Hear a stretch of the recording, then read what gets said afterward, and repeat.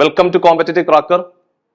എൻ്റെ പേര് ഷൈജു. അപ്പോൾ ഞാൻ ഇന്ന് നിങ്ങളുടെ മുമ്പിൽ വന്നിരിക്കുന്നത് നമ്മുടെ കേരള ഹൈക്കോർട്ട് ഓഫീസ് അറ്റൻഡന്റ് എന്ന് പറയുന്ന തസ്തികയ്ക്ക് വേണ്ടിയുള്ള പ്രിപ്പറേഷൻ ഇടയിൽ നമ്മൾ ആദ്യമേ ഒരു വീഡിയോ ചെയ്തായിരുന്നു. മാത്സിനകത്ത് ഏതൊക്കെ ടോപ്പിക്കുകളാണ് പഠിക്കേണ്ടത്, എത്ര മാർക്കിനുള്ള ചോദ്യങ്ങളാണ് മാത്സിനകത്തുള്ളത് എന്നുള്ള കാര്യങ്ങളൊക്കെ പറഞ്ഞുകൊണ്ട് നമ്മളൊരു വീഡിയോ ചെയ്തിട്ടുണ്ടായിരുന്നു. സോ കുറച്ച് PYQs നമ്മൾ അന്ന് ക്ലാസ്സിൽ ഉൾപ്പെടുത്തിയായിരുന്നു. അപ്പൊ ഇന്നത്തെ വീഡിയോയുടെ പ്രത്യേകത, വീണ്ടും നമ്മൾ ഒരു കാര്യം കൂടി ഓർമ്മിപ്പിക്കുകയാണ്. നമ്മൾ പരീക്ഷ പ്രതീക്ഷിക്കുന്നത് ഒരു ഓഗസ്റ്റ് സെപ്റ്റംബർ മാസത്തോടുകൂടി നമുക്ക് പരീക്ഷ പ്രതീക്ഷിക്കാം. ഏത് സമയം വേണമെങ്കിലും പരീക്ഷ പെട്ടെന്ന് ഒരു 15 ദിവസത്തെ ഗ്യാപ്പിനിടയില് കേരള ഹൈക്കോർട്ട് പെട്ടെന്ന് പരീക്ഷയുടെ ഡേറ്റ് ഡിക്ലെയർ ചെയ്യും. അപ്പൊ ഒരുപക്ഷെ നമുക്ക് ഈ 15 ദിവസം കൊണ്ട് ഈ വ്യക്തമായ ഈ വലിയൊരു സിലബസ് പൂർത്തീകരിക്കുക എന്ന് പറഞ്ഞാൽ വലിയ ടാസ്കാണ്. അപ്പൊ അതുകൊണ്ട് നിങ്ങൾ ഇപ്പോഴേ വളരെ എഫക്റ്റീവായിട്ട് പഠിച്ചുകൊണ്ട് മുമ്പോട്ട് പോകണം എന്നുള്ള കാര്യം ആദ്യമേ ഓർമ്മിപ്പിക്കുകയാണ്. സോ പെട്ടെന്നൊരു ഡിക്ലറേഷൻ ആയിരിക്കും പരീക്ഷയ്ക്ക് വേണ്ടി വരുന്നത്. സോ അതുകൊണ്ട് ഇപ്പോഴേ കൃത്യമായിട്ട് ടൈം ടേബിൾ അറേഞ്ച് ചെയ്തുകൊണ്ട് വൃത്തിയായിട്ട് പഠിച്ചുകൊണ്ട് മുമ്പോട്ട് പോകണം എന്നുള്ള കാര്യം ഒരിക്കൽ കൂടി ഓർമ്മിപ്പിക്കുന്നു. ചില പരീക്ഷകളുടെ മാത്സിന്റെ ചോദ്യങ്ങൾ ടൈറ്റ് ആവാറുണ്ട്, ചില പരീക്ഷകളിൽ എളുപ്പമാവാറുണ്ട്. അപ്പൊ നമ്മൾ പഠിക്കുമ്പോൾ തന്നെ കുറച്ചും കൂടെ സ്റ്റാൻഡേർഡ് ആയിട്ടുള്ള ചോദ്യങ്ങളും പരീക്ഷയ്ക്ക് ഉണ്ടാകും എന്നുള്ള കാര്യം ഒരിക്കൽ കൂടി ഓർമ്മിപ്പിക്കുകയാണ്. ഇതൊരു 10ാം ക്ലാസ് നിലവാരത്തിലുള്ള പരീക്ഷ ആയതുകൊണ്ട് സിമ്പിൾ ആയിട്ടുള്ള ചോദ്യങ്ങളൊക്കെ തന്നെ പ്രതീക്ഷിക്കുന്നുള്ളൂ. പക്ഷെ എന്നിരുന്നാലും ചില ക്വസ്റ്റ്യൻ പേപ്പർ നമ്മൾ നോക്കുമ്പോഴത്തേക്ക് കുറച്ചും കൂടെ നിലവാരമുള്ള ചോദ്യങ്ങളും ക്വസ്റ്റ്യൻ പേപ്പറിനകത്ത് വന്നിട്ടുണ്ട്. അത്തരത്തിലെ നമ്മൾ 1-2 കാര്യങ്ങൾ തുടക്കത്തിലെ പറഞ്ഞുകൊണ്ട് നമുക്ക് നേരെ ആ PYQ സെഷനിലേക്കൊന്നും കണ്ടക്ട് ചെയ്യാം, അല്ലെങ്കിൽ കടക്കാം. അവിടെ ആദ്യം ഓർക്കേണ്ടത് 2021 നമ്മൾ പരീക്ഷ എഴുതിയ സമയത്ത് നിസ്സാര കട്ട് ഓഫ് ആയിരുന്നു. 66.25 മാർക്കായിരുന്നു കട്ട് ഓഫ്. നിങ്ങളൊരു കാര്യം ആലോചിക്കണം, മാത്സും റീസണിങ്ങും മാത്രം 35 മാർക്കോളം ഉണ്ട്, ഇംഗ്ലീഷ് 15 മാർക്കുണ്ട്. അതായത് മാത്സും ഇംഗ്ലീഷും മാത്രം പഠിച്ചു കഴിഞ്ഞാൽ തന്നെ 50 മാർക്ക് നമുക്ക് സ്കോർ ചെയ്യാൻ പറ്റും. പോട്ടെ, 50-നകത്ത് ഒരു 45 മാർക്കെങ്കിലും മിനിമം നമുക്ക് സ്കോർ ചെയ്യാൻ സാധിക്കും. ബാക്കിയുള്ള 50 മാർക്കാണ് നമ്മൾ GKയും കറണ്ട് അഫേഴ്സുമായിട്ടും വരുന്നത്. അപ്പൊ ആദ്യം നിങ്ങൾ കൂടുതൽ പരിഗണന കൊടുക്കേണ്ടത് ഈ അപ്ഡേഷൻ ഇല്ലാത്ത മാത്സും ഇംഗ്ലീഷിനുമാണ് കൂടുതൽ പരിഗണന കൊടുക്കേണ്ടത് എന്നുള്ള കാര്യം ഒരിക്കൽ കൂടി ഓർമ്മിപ്പിക്കുകയാണ്. സോ വീണ്ടും റിപ്പീറ്റ് ചെയ്ത് പറയുന്നു, മാത്സും റീസണിങ്ങിനും കൂടുതൽ പ്രാധാന്യം കൊടുക്കണം. അതായത് ഒരു ദിവസത്തിൽ നിങ്ങൾ നല്ലൊരു സമയം മാത്സും റീസണിങ്ങും ചെയ്ത് പഠിക്കണം. സിലബസ് എടുത്തു വെച്ച് ഓരോ ടോപ്പിക്കിലെയും ചോദ്യങ്ങൾ ചെയ്ത് വൃത്തിയായിട്ട് പഠിച്ചുകൊണ്ട് മുമ്പോട്ട് പോകണം. മാത്സും റീസണിങ്ങും 35 മാർക്കിന്റെ ചോദ്യങ്ങളാണ് ക്വസ്റ്റ്യൻ പേപ്പറിനകത്തുള്ളത്. അതേപോലെ ഇംഗ്ലീഷ് 15 മാർക്കുമാണ് ഉള്ളത്. GKയും കറണ്ട് അഫേഴ്സും കൂടെ ചേർന്നിട്ടാണ് 50 മാർക്ക്. അങ്ങനെയുള്ള 100 മാർക്കിന്റെ ക്വസ്റ്റ്യൻസ് ആണ് ഉള്ളത്. ഇതൊരു കമ്പ്യൂട്ടർ ബേസ്ഡ് OMR എക്സാം ആണെന്നുള്ള കാര്യം ആദ്യമേ ഓർമ്മിപ്പിക്കുന്നു. മാത്രമല്ല ഒരു 1/4 ആണ് കേട്ടോ. അതായത് 4 ചോദ്യങ്ങൾ തെറ്റുമ്പോഴാണ് നമുക്ക് 1 മാർക്ക് നഷ്ടപ്പെടുന്നത് എന്നുള്ള കാര്യം ഒരിക്കൽ കൂടി ഓർമ്മിപ്പിക്കുന്നു. സോ ഇത്രയും കാര്യങ്ങളൊക്കെയാണ് പരീക്ഷയ്ക്ക് വേണ്ടി നമുക്ക് പറയാനുള്ളത്. മാത്സിന്റെ സിലബസ് നമ്മൾ നേരത്തെ ക്ലാസ്സിൽ പറഞ്ഞതാണ്. ഇത്രയും ടോപ്പിക്കുകളാണ് നിങ്ങൾ വളരെ ഭംഗിയായിട്ട് നോക്കേണ്ടത്. ഒരിക്കൽ കൂടി പറയുന്നതേ ഉള്ളൂ. ഇത് നമ്മൾ നേരത്തെ ഒരു വീഡിയോ ചെയ്തിട്ടുണ്ട്, മാത്സിനകത്ത് ഏതൊക്കെ ടോപ്പിക്കുകളാണ് പഠിക്കേണ്ടത്, അതേപോലെ റീസണിങ്ങിനകത്ത് ഏതൊക്കെ ടോപ്പിക്കുകളാണ് കൂടുതൽ പ്രാധാന്യം കൊടുക്കേണ്ടത് എന്നുൾപ്പെടെയുള്ള കാര്യങ്ങൾ നമ്മൾ നേരത്തെ പറഞ്ഞ് അവസാനിപ്പിച്ചതാണ്. അപ്പൊ ഇന്ന് നമ്മൾ പറയാൻ പോകുന്നത്, നമ്മൾ എടുത്തിരിക്കുന്ന ക്വസ്റ്റ്യൻ പേപ്പർ എന്ന് പറഞ്ഞു കഴിഞ്ഞാല് നമ്മുടെ ഓഫീസ് അറ്റൻഡന്റ് എന്നാണെന്നറിയോ പരീക്ഷ കഴിഞ്ഞത്? 25/6/2023 കേരള ഹൈക്കോർട്ട് നടത്തിയ ഓഫീസ് അറ്റൻഡന്റ് എന്ന് പറയുന്ന തസ്തികയുടെ ആദ്യം നമ്മൾ സാധാരണഗതിയിലെ ഒബ്ജക്റ്റീവ് ടെസ്റ്റ് ആണ് ആദ്യം എഴുതുന്നത്. അതായത് ഒരു OMR എക്സാം ആയിരിക്കും. അവിടെ ആ OMR എക്സാമിന് നമ്മൾ നിശ്ചിത മാർക്ക് വാങ്ങിച്ചു കഴിഞ്ഞാൽ ഒരു ഇന്റർവ്യൂ ഉണ്ടാവും. ആ ഇന്റർവ്യൂവിന്റെ അത് നമ്മൾ കൃത്യമായിട്ട് പറഞ്ഞു തരും, എങ്ങനെയൊക്കെയാണ് ഇന്റർവ്യൂവിന് നിങ്ങൾ തയ്യാറെടുക്കണം എന്നുള്ള കാര്യം കൃത്യമായിട്ട് പറഞ്ഞു തരും. അങ്ങനെ ഈ റിട്ടേൺ എക്സാമും നമ്മുടെ ഈ പറഞ്ഞിരിക്കുന്ന ഇന്റർവ്യൂവിന്റെ മാർക്കും കൂടെ പരിഗണിച്ചുകൊണ്ടാണ് ഫൈനൽ റാങ്ക് ലിസ്റ്റ് വരുന്നത്. അപ്പൊ നിങ്ങൾ നന്നായിട്ട് പ്രിപ്പയർ ചെയ്തുകൊണ്ട് മുമ്പോട്ട് പോകണം എന്ന് വീണ്ടും ഓർമ്മിപ്പിക്കുകയാണ്. അപ്പൊ നമ്മൾ ഇന്ന് എടുത്തിരിക്കുന്ന വളരെ പ്രധാനപ്പെട്ട ചില ചോദ്യങ്ങളാണ്. 25/6/2023 കേരള ഹൈക്കോർട്ട് നടത്തിയ ഓഫീസ് അറ്റൻഡന്റ് എന്ന് പറയുന്ന തസ്തികയുടെ ക്വസ്റ്റ്യൻ പേപ്പർ ആണ് നമ്മൾ ഇന്നത്തെ ക്ലാസ്സിൽ പ്രാക്ടീസ് ചെയ്യാൻ പോകുന്നത്. കാറ്റഗറി നമ്പർ 11/2020 ആയിരുന്നു എന്നുള്ള കാര്യം ആദ്യമേ ഓർമ്മിപ്പിക്കുന്നു. PYQ ആണ്. സോ ചോദ്യങ്ങളുടെ നിലവാരം നമുക്കൊന്ന് പരിചയപ്പെടുത്താൻ വേണ്ടിയിട്ടാണ് ക്വസ്റ്റ്യൻസ് പറയുന്നത്. ഒന്നാമത്തെ ചോദ്യം ശ്രദ്ധിക്കുക. ഒന്നാമത്തെ ചോദ്യത്തിലേക്ക് നമ്മൾ കടക്കുമ്പോൾ നമ്മൾ ക്വസ്റ്റ്യൻസ് നോക്കുന്ന സമയത്ത് ഇംഗ്ലീഷിലും കാണും മലയാളത്തിലും കാണും ക്വസ്റ്റ്യന്. ഈ ഒരു ചോദ്യം വന്നിരിക്കുന്നത് ഇത് കട്ട് ചെയ്ത് വെച്ചിരിക്കുന്ന സ്ട്രൈപ്പ് ചെയ്ത് വെച്ചിരിക്കുന്ന ചോദ്യമാണ്. അപ്പൊ നിങ്ങൾക്ക് കുറച്ചും കൂടെ ആധികാരികത മനസ്സിലാക്കാൻ വേണ്ടിയിട്ടാണ്. അപ്പൊ ഈ ചോദ്യം വന്നിരിക്കുന്നത് നമ്മുടെ ബോർഡ് മാസ് എന്ന് പറയുന്ന ചാപ്റ്ററുമായിട്ട് ബന്ധപ്പെട്ട ചോദ്യമാണെന്ന് ആദ്യമേ ഓർത്തിരിക്കണം. സോ ബോർഡ് മാസ് ചോദ്യങ്ങൾ സ്ഥിരമായിട്ട് പരീക്ഷയ്ക്ക് ചോദിക്കാറുണ്ട്. ഏത് മത്സര പരീക്ഷയ്ക്ക് പോകുമ്പോഴും ബോർഡ് മാസുമായിട്ട് ബന്ധപ്പെട്ട ചോദ്യങ്ങൾ സ്ഥിരമായിട്ട് ചോദിക്കാറുണ്ട്. ബോർഡ് മാസ് എന്ന് പറഞ്ഞാൽ ബ്രാക്കറ്റ് ആദ്യം ചെയ്യണം, രണ്ടാമത് ഓഫ് എന്ന് പറഞ്ഞ സാധനം ഉണ്ടെങ്കിൽ അത് ചെയ്യണം, മൂന്നാമത് ഡിവിഷൻ ചെയ്യണം, പിന്നീട് മൾട്ടിപ്ലിക്കേഷൻ ചെയ്യണം, അതിന് ഡിവിഷൻ, മൾട്ടിപ്ലിക്കേഷൻ, ദെൻ അഡീഷൻ, ഏറ്റവും അവസാനമാണ് സബ്ട്രാക്ഷൻ ചെയ്യേണ്ടത്. സോ അങ്ങനെയാണെങ്കിൽ എടാ നോക്കിക്കോണേ, ഇവിടെ ഈ ഒരു ചോദ്യം കാണുമ്പോൾ നമ്മൾ ആദ്യം ചെയ്യേണ്ടത് ബ്രാക്കറ്റ് അല്ലേ? ആണ്, ആദ്യം ചെയ്യേണ്ടത് ബ്രാക്കറ്റ് ആണ്. ബ്രാക്കറ്റ് മാത്രമേ ചെയ്യാൻ പാടുള്ളൂ. അപ്പൊ നമുക്ക് ആദ്യം ബ്രാക്കറ്റ് അങ്ങ് ചെയ്യാം. അപ്പൊ ഈ ഒരു ഭാഗം ബ്രാക്കറ്റ് ആണേ, ഈ ഒരു ഭാഗം നിങ്ങൾ ആദ്യം ചെയ്യണം. ആ ഒറ്റ എത്ര ബ്രാക്കറ്റ് ഉണ്ടെങ്കിലും നമുക്ക് ചെയ്യാം. ഒരു സ്റ്റെപ്പിനകത്ത് എത്ര ബ്രാക്കറ്റ് ഉണ്ടെങ്കിലും ഒറ്റയടിക്ക് ചെയ്യാം. പക്ഷേ ബ്രാക്കറ്റ് മാത്രമേ ചെയ്യാൻ പാടുള്ളൂ. സോ അങ്ങനെയാണെങ്കിൽ 1 ഡിവൈഡഡ് ബൈ 1, അതായത് ഒന്നിനെ ഒന്നുകൊണ്ട് ഹരിച്ചാൽ ഒന്നാണ്, ഒന്നാണ്, ഒന്നാണ്, മൈനസ് ബാക്കിയുള്ളതിനെ അതുപോലെ തന്നെ എഴുതുവാണേ. 1 ഇൻറ്റു 1 അതുപോലെ തന്നെ എഴുതി, ഒരു പ്ലസ് ചിഹ്നം കൊടുപ്പുണ്ട്, അതും കൊടുത്തു. അടുത്ത ബ്രാക്കറ്റ് 1 പ്ലസ് 1, ഒന്നിന്റെ കൂടെ 1 കൂട്ടിയാൽ 2 ആണെന്ന് എല്ലാവർക്കും അറിയാം. അതാണ് അടുത്ത ബ്രാക്കറ്റ്. 1 പ്ലസ് 1 എന്ന് പറഞ്ഞാൽ 1 കൂടെ കൂട്ടിയാൽ 2, ഡിവൈഡഡ് ബൈ 1 അതുപോലെ തന്നെ എഴുതി വെച്ചു, ഡിവൈഡഡ് ബൈ ഈ തന്നിരിക്കുന്ന സാധനം അതുപോലെ തന്നെ എഴുതുവാണേ.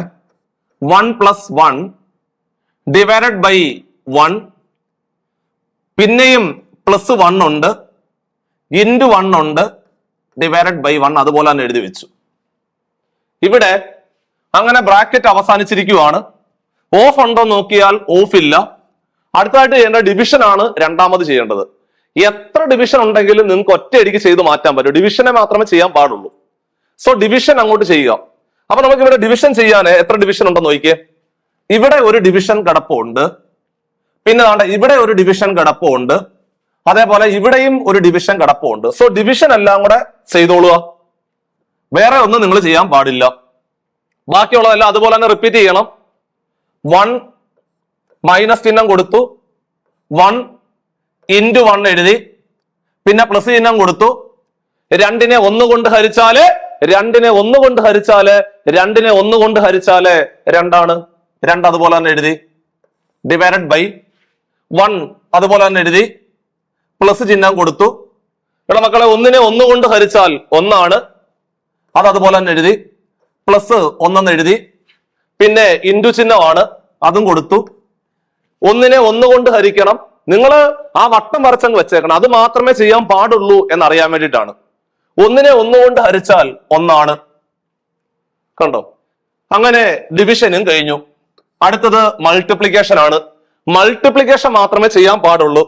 സോ മൾട്ടിപ്ലിക്കേഷൻ സിമ്പിൾ കിടക്കുന്ന ഇവിടെ ഇടയ്ക്ക് ഏതാണ്ട് ഇവിടെ ഒരു മൾട്ടിപ്ലിക്കേഷൻ കിടപ്പുണ്ട്, അതേപോലെ ഇവിടെ ഒരു മൾട്ടിപ്ലിക്കേഷൻ കിടപ്പുണ്ട്. അത് അങ്ങോട്ട് ചെയ്യണം. അത് അടുത്ത സ്റ്റെപ്പിൽ അതാണ് ചെയ്യേണ്ടത്. അത് ചെയ്യുമ്പോൾ നിങ്ങൾ നോക്കിക്കോണേ, ബാക്കിയുള്ളതിനെ അതുപോലെ തന്നെ എഴുതുക.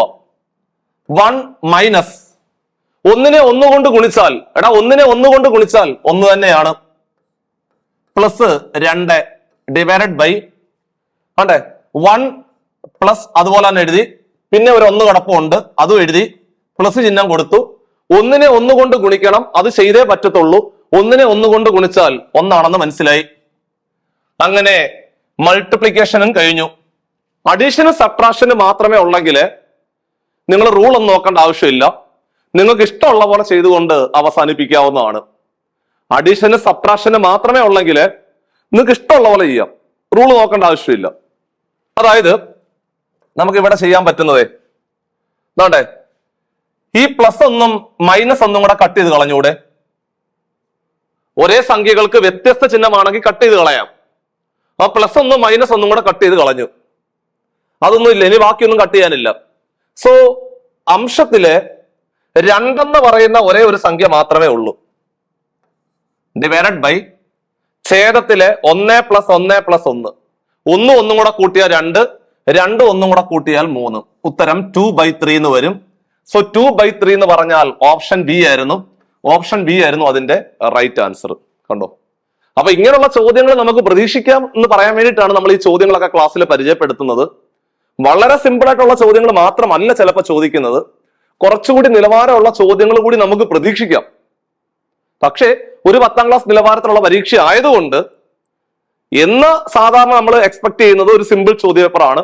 പക്ഷെ എന്നിരുന്നാലും ചില ക്വസ്റ്റ്യൻ പേപ്പർ സ്റ്റാൻഡേർഡ് ആയിട്ട് ചോദിക്കാറുണ്ട്. അത്തരത്തിലെ ഒരു പരീക്ഷയ്ക്ക് ചോദിച്ച സെയിം തസ്തിക സെയിം പോസ്റ്റ് തന്നെയാണ് അത്തരത്തിൽ കണ്ടുമാറിയ പ്രധാനപ്പെട്ട ഒരു ചോദ്യമാണ് ക്ലാസ്സിൽ പരിചയപ്പെടുത്തിയത്. സോ ബോട്ട് മാസ് റൂളുമായിട്ട് ബന്ധപ്പെട്ടുകൊണ്ട് ഒരുപാട് ചോദ്യങ്ങൾ നമ്മൾ ക്ലാസ്സിൽ നിങ്ങളെ പഠിപ്പിക്കും. 100-150 ചോദ്യങ്ങളോളം ക്ലാസ്സിൽ ഇരുത്തി നിങ്ങളെ പ്രാക്ടീസ് ചെയ്യിപ്പിക്കും. നിങ്ങൾ ഒന്നും വിഷമിക്കേണ്ട ആവശ്യമില്ല. സോ അതുകൊണ്ട് ഒന്നും പേടിക്കേണ്ട ആവശ്യമില്ല. അപ്പോൾ നമ്മുടെ ഒന്നാമത്തെ ചോദ്യം അവിടെ അവസാനിച്ചിരിക്കുക. ഓപ്ഷൻ അതിന്റെ ഉത്തരം ബി ആയിരുന്നു.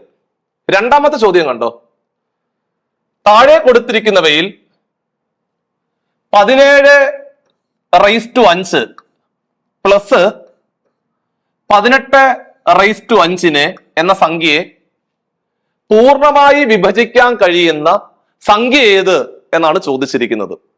അപ്പൊ ഞാന് ആദ്യം പരിചയപ്പെടുത്തിയ ചോദ്യം ഏത് ചാപ്റ്റർ എന്നുള്ള ചോദ്യമാണ്? ബോർഡ് മാസം എന്ന് പറയുന്ന ചാപ്റ്ററിലെ ചോദ്യമാണ്. നിങ്ങൾ സൈഡിൽ എഴുതി വെക്കണം. ഓരോ ചോദ്യങ്ങളും ഏത് ടോപ്പിക്കിനാണ് ചോദിച്ചിരിക്കുന്നുള്ള കാര്യം ഒരു ബുക്കിന്റെ സൈഡിലേക്ക് നിങ്ങൾ കൃത്യമായിട്ടൊന്ന് മെൻഷൻ ചെയ്യണം. അപ്പൊ നമുക്ക് ആ ചാപ്റ്ററുകൾ കൂടുതൽ പരിഗണിച്ചാൽ മതി. ആ ചാപ്റ്ററിലെ ചോദ്യങ്ങൾ കൂടുതൽ അങ്ങ് ചെയ്ത് പ്രാക്ടീസ് ചെയ്താൽ മതി. അപ്പോൾ ഈ ചോദ്യം വന്നിരിക്കുന്നത് റിമൈൻഡർ തിയറം എന്ന് പറയുന്ന ഒരു ഭാഗമുണ്ട് കേട്ടോ. നമ്പർ സിസ്റ്റം എന്ന് പറയുന്ന ചാപ്റ്ററിലെ റിമൈൻഡർ തിയറം എന്ന് പറയുന്ന വളരെ പ്രധാനപ്പെട്ട ഒരു ഭാഗമുണ്ട്. അപ്പൊ രണ്ടാമത്തെ പോയിന്റ് നോട്ട് ചെയ്ത് വെച്ചോ. രണ്ടാമത്തെ സബ് ടോപ്പിക്ക് അല്ലെങ്കിൽ രണ്ടാമതായിട്ട് നമ്മൾ പരീക്ഷയ്ക്ക് പ്രതീക്ഷിക്കുന്ന ഏറ്റവും പ്രധാനപ്പെട്ട ഒരു ഹോട്ട് ടോപ്പിക്കാണ് റിമൈൻഡർ തിയറം എന്ന് പറയുന്ന ഭാഗം. സോ റിമൈൻഡർ തിയറം എന്ന് പറയുന്ന ഭാഗത്തില് ഒരുപാട് ചോദ്യങ്ങൾ ക്ലാസ്സിൽ പരിചയപ്പെടുത്തിയിട്ടാണ് നിങ്ങളെ എക്സാം ഹാളിലേക്ക് വിടുന്നത്. അത്തരത്തില് റിമൈൻഡർ തിയറം എന്ന് പറയുന്ന ഭാഗവുമായി ബന്ധപ്പെട്ടുകൊണ്ട് ചോദിച്ച ചോദ്യമാണിത്. 17⁵5 പ്ലസ് 18⁵5 എന്ന് പറയുന്ന സംഖ്യയെ താഴെ കൊടുത്തിരിക്കുന്നവയിൽ ഏത് സംഖ്യ കൊണ്ട് പൂർണ്ണമായിട്ട് ഹരിക്കാൻ പറ്റും എന്നാണ് ചോദിച്ചിരിക്കുന്നത്. അപ്പൊ ഈ ചോദ്യം ഇങ്ങനെ തന്നെ പരീക്ഷയ്ക്ക് ചോദിക്കത്തുള്ളൂ. അതായത് ഇതൊരു നമ്മൾ ഈ സത്യം പറഞ്ഞാൽ ഇത് ബൈനോമിയൽ തിയറം എന്ന് പറയുന്ന ഒരു എക്സ്പാൻഷൻ ഉണ്ട്. അതൊക്കെ സത്യം പറഞ്ഞു കഴിഞ്ഞാല് നിങ്ങൾക്ക് അതൊക്കെ പറഞ്ഞു കഴിഞ്ഞാൽ ഒരുപാട് ബുദ്ധിമുട്ടായിരിക്കും. സാധാരണ ഒരു നമ്മൾ ഡിഗ്രി ലെവൽ കേരള നമ്മുടെ ഈ SSC നടത്തുന്ന പരീക്ഷകൾ ബാങ്ക് എക്സാമുകളിലൊക്കെ നമ്മൾ ബൈനോമിയൽ തിയറം എന്ന് പറയുന്ന ഒരു ഭാഗം പഠിപ്പിച്ചുകൊണ്ട് എക്സാം ഹാളിലേക്ക് വിടാറുണ്ട്. സോ അതിനകത്തുനിന്ന് ചോദിച്ച ഒരു ചോദ്യമാണ്. അപ്പൊ നിങ്ങൾ എന്ത് ചെയ്യണമെന്ന് അറിയോ? നിങ്ങൾ ബൈനോമിയൽ തിയറം ഒന്നും പഠിക്കേണ്ട. ഇത്തരം ചോദ്യങ്ങൾ പരീക്ഷയ്ക്ക് ചോദിച്ചു കഴിഞ്ഞാല് നിങ്ങൾ അതിന്റെ സെയിം പവർ തന്നെ വരത്തുള്ളൂ കേട്ടോ. അങ്ങനെ തന്നെ പരീക്ഷയ്ക്ക് വരത്തുള്ളൂ കേട്ടോ. അതായത് 8⁴4 പ്ലസ് 9⁴4 11�7 പ്ലസ് 19�7 ആ പവർ എല്ലാം സെയിം ആയിരിക്കും. നിങ്ങൾ എന്ത് ചെയ്യണമെന്ന് അറിയാം? പതുക്കെ ആ പവർ അങ്ങ് കട്ട് ചെയ്ത് കളയണം. ഇതാണ് കട്ട് ചെയ്ത് കളയുക. എന്നിട്ട് 17 പ്ലസ് 18 എത്ര? അത് മാത്രം നോക്കിയാൽ മതി. എടാ മക്കളെ 17ഉം 18ഉം കൂടെ കൂട്ടിയാൽ 35 അല്ലേടാ? 17ഉം 18ഉം കൂടെ കൂട്ടിയാൽ 35 ആണ്. 17ഉം 18ഉം കൂടെ കൂട്ടിയാൽ 35 എന്ന് വരും. ആ 35ന്റെ ഘടകങ്ങൾ ഇവിടെ എവിടെങ്കിലും കിടപ്പുണ്ടെങ്കിൽ അതായിരിക്കും ആൻസർ. എടാ 35ന്റെ ഘടകങ്ങൾ ഇവിടെ എവിടെങ്കിലും കിടപ്പുണ്ടെങ്കിൽ അതായിരിക്കും ആൻസർ. അപ്പൊ നിങ്ങൾ എന്നോട് ചോദിക്കും, സാറേ ഈ ഘടകങ്ങൾ എന്ന് പറഞ്ഞാൽ എന്തുവാ എന്ന് ചോദിച്ചു. എടാ ഘടകങ്ങൾ എന്ന് പറഞ്ഞു കഴിഞ്ഞാല് നമ്മൾ സാധാരണ 6ന്റെ ഘടകങ്ങൾ ഏതൊക്കെയാണെന്ന് ചോദിക്കും. നമ്മൾ എന്തോ പറയുന്നത്? 6 കിട്ടാൻ വേണ്ടി ഏതൊക്കെ 2 സംഖ്യകൾ തമ്മിൽ ഗുണിക്കണം, അത്രമാത്രമല്ലേ ഉള്ള അർത്ഥം. അപ്പോൾ ഒരു സംഖ്യ കിട്ടാൻ വേണ്ടി ഏതൊക്കെ 2 സംഖ്യകൾ തമ്മിൽ ഗുണിക്കണമോ ആ 2 സംഖ്യകളെ ആ വലിയ സംഖ്യയുടെ ഘടകങ്ങൾ എന്നാണ് പറയുന്നത്. സോ അങ്ങനെയാണെങ്കിൽ 6ന്റെ ഘടകങ്ങൾ ഏവ എന്ന് ചോദിച്ചാല് 1 × 6 അല്ലെങ്കിൽ 2 × 3. അതായത് 1 6 ഘടകങ്ങളാണ്, 2 3 ഘടകങ്ങളാണ്. ഇതൊക്കെയാണ് നമ്മൾ ഘടകങ്ങൾ എന്ന് പറയുന്ന വാക്കുകൊണ്ട് അർത്ഥമാക്കുന്നത്. സോ അങ്ങനെയാണെങ്കിൽ ഇവിടെ 35ന്റെ ഘടകങ്ങൾ ഏതെങ്കിലും ഉണ്ടോ? അതായത് 35നെ താഴെ കൊടുത്തിരിക്കുന്നവയിൽ ഏത് സംഖ്യ കൊണ്ട് പൂർണ്ണമായിട്ട് ഹരിക്കാൻ പറ്റുമെന്ന് ആലോചിച്ചാൽ മതി. 35നെ 3 കൊണ്ട് പൂർണ്ണമായിട്ട് ഹരിക്കാൻ പറ്റത്തില്ല. 35നെ 8 കൊണ്ട് പൂർണ്ണമായിട്ട് ഹരിക്കാൻ പറ്റത്തില്ല. 35നെ 35 കൊണ്ട് പൂർണ്ണമായിട്ട് ഹരിക്കാൻ പറ്റും. സോ അതുകൊണ്ട് ഓപ്ഷൻ സി ആയിരുന്നു അതിന്റെ റൈറ്റ് ആൻസർ. സിമ്പിൾ അല്ലേടാ? സിമ്പിൾ അല്ലേ? അപ്പൊ നിങ്ങളൊരു കാര്യം ചെയ്താൽ മതി, ആ പവർ കട്ട് ചെയ്ത് കളഞ്ഞിട്ടെ ആ ബാക്കിയുള്ള സംഖ്യ ഉണ്ടല്ലോ, ആ ബാക്കിയുള്ള സംഖ്യയെ താഴെ തന്നിരിക്കുന്ന ഓപ്ഷനകത്ത് ഏതുകൊണ്ട് പൂർണ്ണമായിട്ട് ഹരിക്കാൻ പറ്റുമെന്ന് മാത്രം ആലോചിച്ചാൽ മതി. സോ സൈഡിൽ നോട്ട് ചെയ്യണം, റിമൈൻഡർ തിയറം എന്ന് പറയുന്ന ഭാഗമാണ് ഇത്. സോ ഇതുമായിട്ട് ബന്ധപ്പെട്ടുകൊണ്ട് റിമൈൻഡർ തിയറം എന്ന് പറയുന്ന ഭാഗവുമായിട്ട് ബന്ധപ്പെട്ടുകൊണ്ട് ഒരുപാട് ചോദ്യങ്ങൾ പരീക്ഷകളിൽ ചോദിക്കാറുണ്ട്. ആ ചോദ്യങ്ങൾ നമ്മൾ പിന്നീട് ക്ലാസ്സിൽ പരിചയപ്പെടുത്തും. സോ ചോദ്യം വന്നിരിക്കുന്നത് റിമൈൻഡർ തിയറം എന്ന് പറയുന്ന ഭാഗവുമായി ബന്ധപ്പെട്ട ചോദ്യമായിരുന്നു. സോ കണ്ടോ, വീണ്ടും കണ്ടോ, സെയിം ടോപ്പിക്ക് ഏതാ? റിമൈൻഡർ തിയറം എന്ന് പറയുന്ന ഭാഗത്തു നിന്നുള്ള മറ്റൊരു പ്രധാനപ്പെട്ട ചോദ്യം. അപ്പൊ ഇതും റിമൈൻഡർ തിയറം എന്ന് പറയുന്ന ഭാഗം തന്നെയാണ്. അപ്പൊ ഇത്തരം ചോദ്യങ്ങൾ, അതായത് നമ്മുടെ ഒന്നാമത്തെ ചാപ്റ്റർ ആയ നമ്പർ സിസ്റ്റം എന്ന് പറയുന്ന ചാപ്റ്റർ, നമ്പർ സിസ്റ്റം എന്ന് പറയുന്ന ഭാഗത്ത് സ്ഥിരമായിട്ട് പരീക്ഷയ്ക്ക് ചോദിക്കുന്ന ഏറ്റവും പ്രധാനപ്പെട്ട ഭാഗമാണ് റിമൈൻഡർ തിയറം എന്നുള്ള കാര്യം ഒരിക്കൽ കൂടി അടിച്ചുറപ്പിക്കുവാണ്. നിങ്ങൾ എഴുതി വെച്ചോണം. ഒന്നിലധികം ചോദ്യങ്ങൾ വരെ ചോദിച്ച പരീക്ഷകളുടെ ക്വസ്റ്റ്യൻ പേപ്പറാണ് നമ്മളിപ്പം കണ്ടത്. അത് നമ്മൾ എടുത്തിരിക്കുന്നത് ഒരേ ക്വസ്റ്റ്യൻ പേപ്പർ തന്നെയാണ്. പല പല ക്വസ്റ്റ്യൻ പേപ്പർ അല്ല അറേഞ്ച് ചെയ്തിരിക്കുന്നത്. ഒരൊറ്റ ക്വസ്റ്റ്യൻ പേപ്പറിനകത്ത് തന്നെ കണ്ട പ്രധാനപ്പെട്ട ചോദ്യമാണ്. അപ്പോൾ എടാ ഇത് നോക്കിക്കോണേ, കണ്ട പവർ സെയിമാ. 27/25 പ്ലസ് 36/25 എന്ന് പറയുന്ന സംഖ്യയെ 7 കൊണ്ട് ഹരിച്ചാൽ ശിഷ്ടം എത്ര എന്നാണ് ചോദ്യം. ഞാൻ നിങ്ങളോട് നേരത്തെ പറഞ്ഞായിരുന്നു, ഇത് ബൈനോമിയൽ തിയറം അല്ലെങ്കിൽ ബൈനോമിയൽ എക്സ്പാൻഷൻ എന്ന് പറയുന്ന സാധനവുമായിട്ട് ബന്ധപ്പെട്ട ചോദ്യമാണ്. പക്ഷെ നമുക്ക് അത്രയും ആധികാരികമായിട്ട് പഠിക്കേണ്ട ആവശ്യമില്ല. കാരണം നമ്മൾ എഴുതാൻ പോകുന്ന പരീക്ഷ ഒരു 10ാം ക്ലാസ് നിലവാരത്തിലുള്ള പരീക്ഷ ആയതുകൊണ്ട് എന്താണ് ബൈനോമിയൽ തിയറം, എന്താണ് ബൈനോമിയൽ എക്സ്പാൻഷൻ, ആരാണ് കണ്ടുപിടിച്ചത്, ഇതുമായിട്ട് ബന്ധപ്പെട്ട എല്ലാ ചോദ്യങ്ങളും ക്ലാസ്സിൽ പഠിക്കണോ എന്ന് ചോദിച്ചാൽ വേണ്ട. അത്രയും ആധികാരികമായിട്ട് ചോദ്യങ്ങൾ പരീക്ഷയ്ക്ക് ചോദിക്കാനുള്ള സാധ്യത വളരെ കുറവാണ്. നിങ്ങൾ എന്ത് ചെയ്യണം? പവർ കട്ട് ചെയ്തോ, 25 കട്ട് ചെയ്യുക. എടാ 27 36 കൂടെ കൂട്ടി എത്ര? 7 6 കൂടെ കൂട്ടിയാൽ 13 ശിഷ്ടം 1, 3 2 കൂടെ കൂട്ടി 5 1 6 63 എന്ന് വരും. ജസ്റ്റ് പവർ കട്ട് ചെയ്തു. 27 36 അല്ലെ? 27 36 കൂടെ കൂട്ടിയ 63. 63നെ 7 കൊണ്ട് ഹരിച്ചാ ശിഷ്ടം എത്രന്ന് ആലോചിച്ചാൽ മതിയടാ. അത്രേ ഉള്ളു പരിപാടി. പവർ കട്ട് ചെയ്താൽ കളയുക, സിമ്പിൾ ആയിട്ട്. കണ്ടോ എന്ത് പരിപാടിയാണല്ലേ, സിമ്പിൾ പരിപാടിയല്ലേ, അത്രേ ഉള്ളൂ. അപ്പോൾ 63നെ 7 കൊണ്ട് ഹരിച്ചാ ശിഷ്ടം എത്ര? 63നെ 7 കൊണ്ട് ഹരിച്ചു കഴിഞ്ഞാല് 9 7 63 ശിഷ്ടം 0 അല്ലേ? അപ്പൊ ഉത്തരം ഓപ്ഷൻ ഡി ആയിരുന്നു. ആൻസർ ഓപ്ഷൻ ഡി ആയിരുന്നു റൈറ്റ് ആൻസർ. അപ്പോൾ ഈ ചോദ്യവും ചോദിച്ചിരിക്കുന്നത് റിമൈൻഡർ തിയറം എന്ന് പറയുന്ന ഭാഗവുമായി ബന്ധപ്പെട്ട ചോദ്യമാണെന്ന് ഒരിക്കൽ കൂടി ഓർമ്മിപ്പിക്കുന്നു. യെസ്, ഇത് നമ്മുടെ LCM ആൻഡ് HCF എന്ന് പറയുന്ന ചാപ്റ്ററിലെ LCM HCF എന്ന് പറയുന്ന ചാപ്റ്ററിലെ ഏകദേശം ഒരു 17ഓളം ടൈപ്പ് ചോദ്യങ്ങൾ നമ്മൾ ക്ലാസ്സിൽ പരിചയപ്പെടുത്തും. ആ 17ഓളം ടൈപ്പ് ചോദ്യങ്ങളില് 12ാമത്തെ ടൈപ്പ് ചോദ്യമാണിത്. ഇത് സ്ഥിരമായിട്ട് പരീക്ഷയ്ക്ക് ചോദിക്കുന്ന ചോദ്യമാണ്. അതായത് നമ്മൾ ആദ്യം LCM HCF കണ്ടുപിടിക്കാൻ പഠിപ്പിക്കും. തുടക്കം അങ്ങനെയാണ് പഠിപ്പിക്കുന്നത്. അതായത് എണ്ണൽ സംഖ്യകള്, ദശാംശ സംഖ്യകള്, ഭിന്നസംഖ്യകള്, കൃത്യംഗ സംഖ്യകള്, ഇത്രയും പഠിപ്പിച്ചെടുത്തതിന് ശേഷം ഒരു തിയറം ഉണ്ട്, ഒരു റൂള് പോലൊരു സാധനം ഉണ്ട്. അതായത് first number into second number is equal to LCM into HCF എന്ന് പറയുന്ന കുറെ ചോദ്യമുണ്ട്. അത് പഠിപ്പിക്കും. പിന്നെ രണ്ട് സംഖ്യകളുടെ അംശബന്ധം LCM തന്നിട്ട് വലിയ സംഖ്യ ഏത്, ചെറിയ സംഖ്യ ഏത്, അങ്ങനെ കുറെ ചോദ്യങ്ങളുണ്ട്. ഇതെല്ലാം കഴിയുമ്പോൾ നമ്മൾ പ്രാക്ടിക്കൽ ആപ്ലിക്കേഷൻ ഓഫ് HCF എന്ന് പറയുന്ന ഒരു സാധനമുണ്ട്, അതും പഠിപ്പിക്കും. പിന്നെ HCFന്റെ കുറെ ചോദ്യങ്ങളൊക്കെ ഉണ്ട്. ഏതാണ് ഏറ്റവും വലിയ സംഖ്യ, ഏറ്റവും വലുതെന്ന് കാണുവാണെങ്കിൽ അതെല്ലാം HCFന്റെ ചോദ്യങ്ങളാണ്. പിന്നെ അതിനുശേഷമാണ് LCMലേക്ക് വരുന്നത്. അവിടെ വരുമ്പോൾ കാണുന്ന പ്രധാനപ്പെട്ട ചോദ്യമാണിത്. അതായത് കണ്ടോ, നിങ്ങൾ നോക്കിക്കോണേ, ഞാൻ ഈ ക്വസ്റ്റ്യൻ ആദ്യം ഒന്ന് എഴുതുവാണേ. 3, 4, 5, 6. 3, 4, 5, 6 ആൻഡ് 7. 7 ഉണ്ടേ, സോറി 7 ഉണ്ട് കേട്ടോ. എടാ ഇത്ര ഉള്ളടാ. 3, 4, 5, 6, 7. ചോദ്യം ഇതാണ്: 3, 4, 5, 6, 7 എന്നീ സംഖ്യകൾ കൊണ്ട് ഏറ്റവും ചെറിയ സംഖ്യ ഹരിച്ചാൽ, കണ്ടോ ശ്രദ്ധിക്കണേ, 3, 4, 5, 6, 7 എന്നീ സംഖ്യകൾ കൊണ്ട് ഏറ്റവും വലിയ സംഖ്യ ഏറ്റവും ചെറിയ സംഖ്യ, ഏറ്റവും വലുതാണെങ്കിൽ അത് HCF.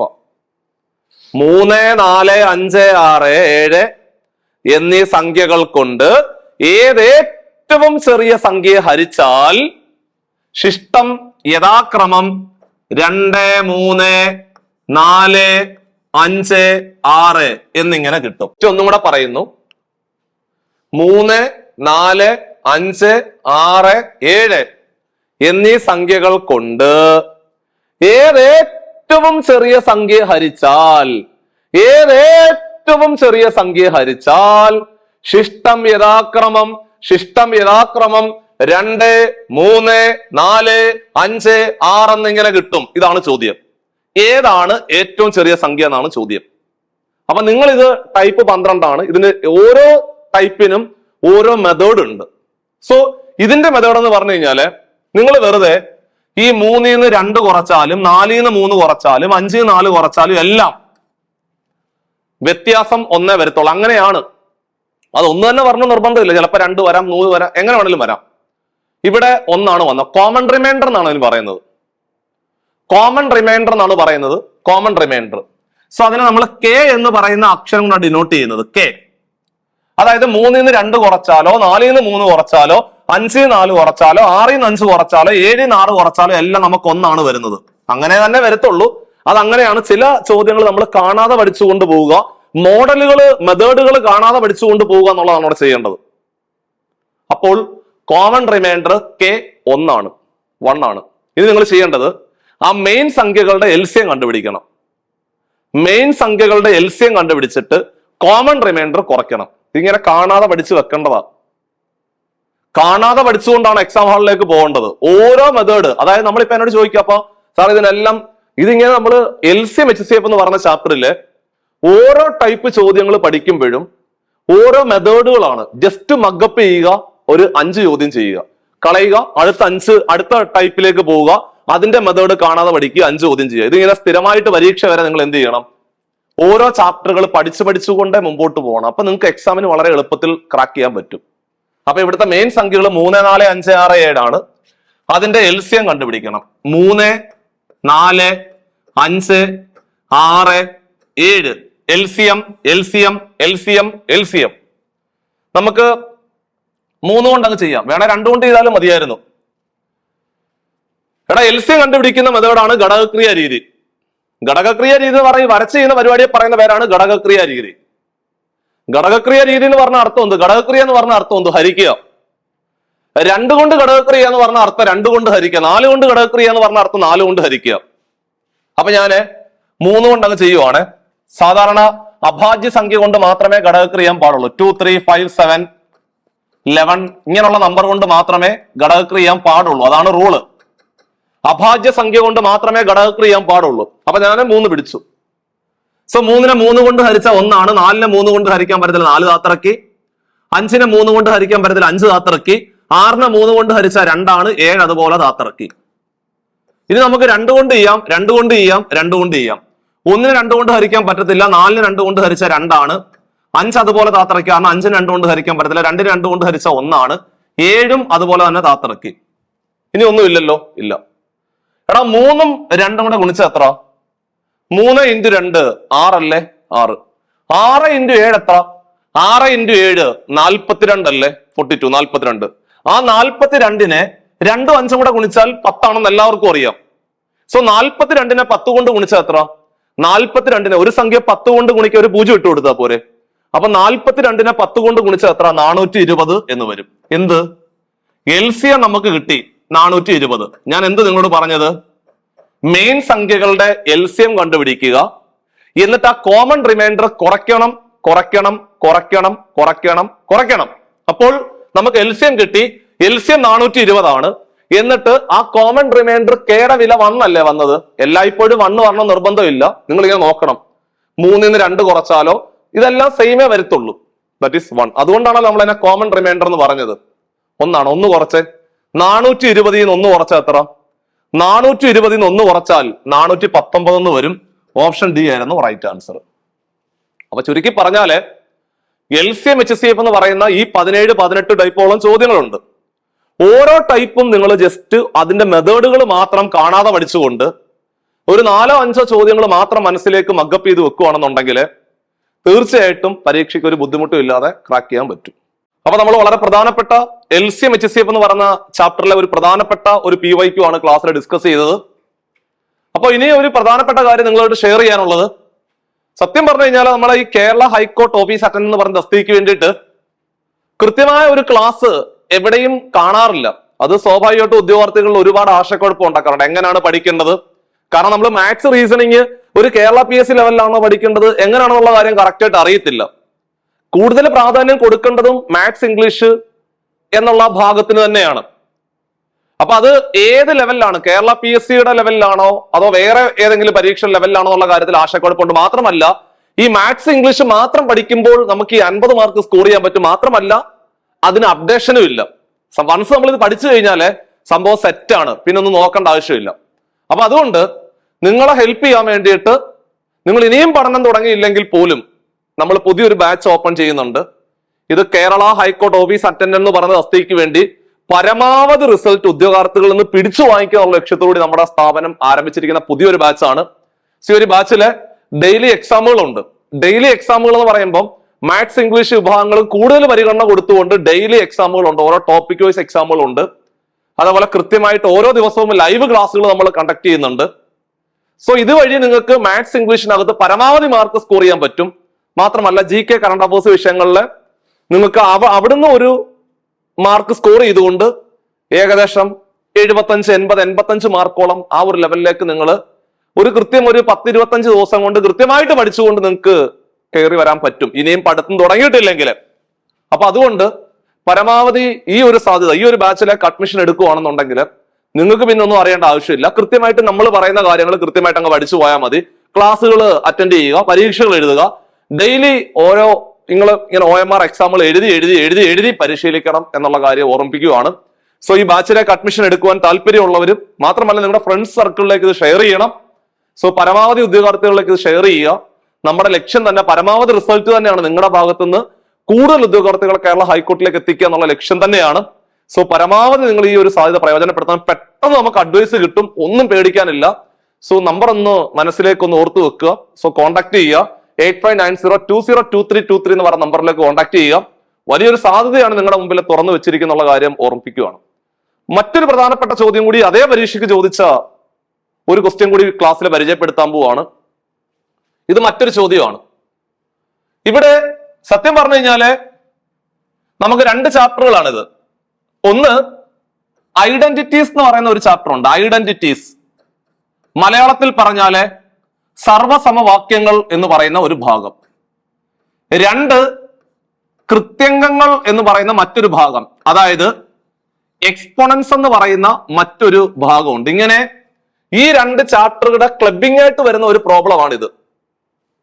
202ന്റെ square minus 198ന്റെ square into 2⁻⁻6 ഇതിന്റെ വില എത്ര എന്നാണ് ചോദ്യം. സ്വാഭാവികമായിട്ട് നിങ്ങളുടെ മനസ്സിലെ ഇങ്ങനെ ഒരു സാധനം കാണുമ്പോൾ A² - B², അതായത് ഐഡന്റിറ്റീസ് എന്ന് പറയുന്ന ചാപ്റ്ററിലെ A² - B², that is A+B × A - B എന്ന് പറയുന്ന സർവ്വസമവാക്യം ഓട്ടോമാറ്റിക് ആയിട്ട് മനസ്സിൽ വരും.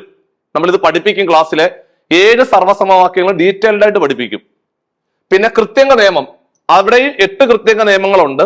അതിൽ 5ാമത്തെ കൃത്യംഗ നിയമം A⁻m = എടാ മക്കളെ A⁻m = 1/A⁻m എന്ന് പറയുന്ന ഒരു കൃത്യംഗ നിയമം നമ്മൾ പഠിക്കാറുണ്ട്. അതായത് 5⁻³ നമുക്ക് എങ്ങനെ എഴുതാം? 1/5⁻³ എന്ന് എഴുതാമല്ലോ. അതായത് ഏതെങ്കിലും ഒരു കൃത്യംഗ സംഖ്യയുടെ പവർ മൈനസ് ആണെങ്കിൽ തല തിരിച്ചു കഴിഞ്ഞാൽ പവർ പോസിറ്റീവ് ആകും എന്ന് പഠിക്കുന്നുണ്ട്. സോ ആ ഒരു ഐഡിയ ആണ് ആദ്യം പ്രയോഗിക്കേണ്ടത്. കാരണം ബോട്ട്മാസ് അനുസരിച്ച് ആദ്യം മൾട്ടിപ്ലിക്കേഷനിലേക്കാണ് പോകേണ്ടത്. അപ്പൊ ഈ പ്രോബ്ലം നമുക്കൊന്ന് മാറ്റി എഴുതി കഴിഞ്ഞാല് 202ന്റെ സ്ക്വയർ മൈനസ് 108ന്റെ സ്ക്വയർ അവിടെ ഇൻറ്റു 2⁻⁻6 ഉണ്ടല്ലോ. ആ 2⁻⁻6 എന്ന് പറയുമ്പോൾ താഴെ എഴുതണം. അപ്പൊ അതെന്താവും? പവർ പോസിറ്റീവ് ആയിട്ട് മാറും. 2⁻6 എന്ന് നമുക്ക് എഴുതാം. ഉപയോഗിച്ച കൃത്യംഗ നിയമം A⁻m = 1/A⁻m. അതായത് ഏതെങ്കിലും ഒരു കൃത്യംഗ സംഖ്യക്ക് മൈനസ് ചിഹ്നം പവർ ആയിട്ട് വരുന്നുണ്ടെങ്കിൽ തലതിരിച്ച് എഴുതി കഴിഞ്ഞാൽ താഴെ എഴുതുവാണെങ്കിൽ സ്വാഭാവികമായിട്ടും പവർ പോസിറ്റീവ് ആവും. ഇപ്പൊ 2⁻⁻6 ആയിരുന്നു, അത് 2⁻6 ആയിട്ട് മാറി. ഇവിടെ A² - B² = നമുക്ക് എല്ലാവർക്കും അറിയാം A plus B into A minus B ആണ്. അതായത് A plus B into A minus B ആണ് A square minus B square. അതായത് A square minus B square is equal to A plus B into A minus B. A plus B എന്ന് പറഞ്ഞാല് എയും ബിയും കൂടെ കൂട്ടുക. 202ഉം 198ഉം കൂടെ കൂട്ടിക്കോ. 202ഉം 198ഉം കൂടെ കൂട്ടിയാൽ 400 വരത്തില്ലടാ. എയുടെ വില 202 ആണ്, ബിയുടെ വില 198 ആണ്. എ പ്ലസ് ബി എന്ന് പറഞ്ഞാല് 202 198ഉം കൂടെ കൂട്ടണം. അപ്പോൾ നമുക്ക് 400 എന്ന് വരും. എ പ്ലസ് ബിയുടെ വില 400 എന്ന് വരും. A plus B into A minus B, a minus B, a minus B, a minus B.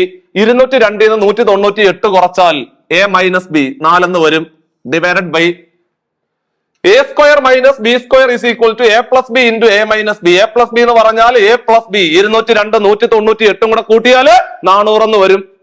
A minus B എന്ന് പറഞ്ഞാൽ 202 മൈനസ് 198 4 എന്ന് വരും. Divided by 2/6. 2/6 എന്ന് പറഞ്ഞാൽ 2നെ 6 തവണ ഗുണിക്കുക. 2നെ 6 തവണ ഗുണിക്കുക. 2 2 4, 4 2 8, 8 2 16, 16 2 32, 32 ഇൻറ്റു 2 64 എന്ന് വരും. അപ്പൊ താഴെ 64 എന്ന് വരും. താഴെ 64 എന്ന് വരും. എടാ മക്കളെ, 4ഉം 64ഉം കൂടെ വെട്ടാം. 4 കൊണ്ട് വെട്ടാം. 4 കൊണ്ട് വെട്ടുക എന്ന് പറഞ്ഞ അർത്ഥം 4 കൊണ്ട് ഹരിക്കുക. 4നെ 4 കൊണ്ട് ഹരിച്ചാൽ 1 ആണ്. 64നെ 4 കൊണ്ട് ഹരിച്ചാല് 64നെ 4 കൊണ്ട് ഹരിക്കുവാണെങ്കിൽ സ്വാഭാവികമായിട്ട് നിങ്ങൾക്ക് പെട്ടെന്ന് കിട്ടുന്നില്ലെങ്കിൽ 64നെ സൈഡിൽ 4 കൊണ്ട് ഹരിച്ചു നോക്കിയാൽ മതി. റിസ്ക് എടുക്കണ്ട. 1 4 4, 2 4, 6 4 24, 16 എന്ന് വരും. സോ 16 എന്ന് വരും. കണ്ടോ, ഇവിടെ 400നെ 16 കൊണ്ട് ഹരിച്ച ആൻസർ ആയി. 400നെ 16 കൊണ്ട് ഹരിച്ച കൃത്യം 25 വരും. അല്ല, ചെയ്തു നോക്കിയോ, റിസ്ക് എടുക്കാൻ നിൽക്കണ്ട. 400നെ 16 കൊണ്ട് ഹരിച്ചാല് 16 2 32 അല്ലേ, 16 3 48, 16 2 32, ശിഷ്ടം 8 0 എന്ന് വരും. 16 5 80, ശിഷ്ടം 0 എന്ന് വരും. ഉത്തരം 25 എന്ന് വരും ആൻസർ. അപ്പൊ നമ്മള് വളരെ പ്രധാനപ്പെട്ട ഒരു 5 ചോദ്യങ്ങളാണ് ക്ലാസ്സിൽ പ്രാക്ടീസ് ചെയ്തത്. അതില് ബോട്ട് മാസിന്റെ ചോദ്യം ഉണ്ടായിരുന്നു. അതേപോലെ റിമൈൻഡർ തിയറം എന്ന് പറയുന്ന നമ്പർ സിസ്റ്റം എന്ന് പറയുന്ന ചാപ്റ്ററിൽ റിമൈൻഡർ തിയറം എന്ന് പറയുന്ന 2 ചോദ്യങ്ങൾ ക്ലാസ്സിൽ പ്രാക്ടീസ് ചെയ്തു. ഇതെല്ലാം PYQ ആണ്. അതായത് 2023 ചോദിച്ചു പോയ, അത് സെയിം തസ്തികയ്ക്ക് ചോദിച്ച വളരെ പ്രധാനപ്പെട്ട 5 ചോദ്യങ്ങളാണ് ക്ലാസ്സിൽ പ്രാക്ടീസ് ചെയ്തത്. ക്വസ്റ്റിന്റെ ട്രെൻഡ് മനസ്സിലാക്കാൻ വേണ്ടിയിട്ടാ. പിന്നെ നമ്മൾ LCM HCF എന്ന് പറയുന്ന ചാപ്റ്ററിലെ ചോദ്യം ചെയ്തു. സർവ്വസമവാക്യങ്ങൾ അതേപോലെ കൃത്യംഗ സംഖ്യകളുമായി ബന്ധപ്പെട്ടുകൊണ്ട് ചോദിച്ച ചോദ്യങ്ങളും ക്ലാസ്സിൽ പ്രാക്ടീസ് ചെയ്തു. സോ ഇത്തരത്തിലെ ഒരു ചോദ്യ പേപ്പർ കൂടി നമുക്ക് പരീക്ഷയ്ക്ക് പ്രതീക്ഷിക്കാം എന്ന ഓർമ്മപ്പെടുത്തലായിരുന്നു നമ്മൾ ക്ലാസ്സിൽ ഇവിടെ നടത്തിയത്.